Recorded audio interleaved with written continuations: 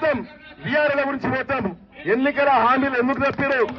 పోయాలి మీరు అట్లా పోయి United nation human rights council లో కూడా గొంతెత్తుతామని చెప్తున్నాం. ఇంకొకసారి పసికందం చంపిన వ్యవస్థలో ఎవరి గ్యారెంటీ ఉందా? మాకుందా, మీకుందా, మన పిల్లలకుందా? మీరు చెప్పండి.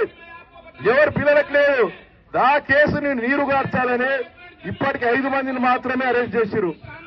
మిగతా 3 లెక్కలేదు. ఇప్పటివరకు కేసు పురోగతి పైన ఎట్లాంటి ప్రభుత్వం ఇన్స్ట్రక్షన్స్ ఇస్తలేదు. అసెంబ్లీలో చర్చ లేదు. కనీసం అసెంబ్లీలో జోకులు చేస్తారు. బ్రోకర్ నా కొడుకులు, మాఫియా నా కొడుకులు, విద్యా వ్యవస్థను అమ్ముకునే కొడుకులు, మెడికల్ కాలేజ్ ఓనర్లు పిచ్చి పిచ్చి జోకులు ఇస్తారు అసెంబ్లీలో. మీ సమస్యలు మాట్లాడాలి కదా, ఇట్లాంటి సంఘటనలు మాట్లాడాలి కదా. టైంపాస్ అయిపోయింది. పోస్ట్ రిటైర్మెంట్ జాబ్లు అయిపోయినాయి. వాళ్ళకి రక్షణ అయిపోయింది. అసెంబ్లీ మీకు రక్షణ కావాలి, ప్రజలకు రక్షణ కావాలి. కానీ నల్లవరం ఉన్న దొంగలకి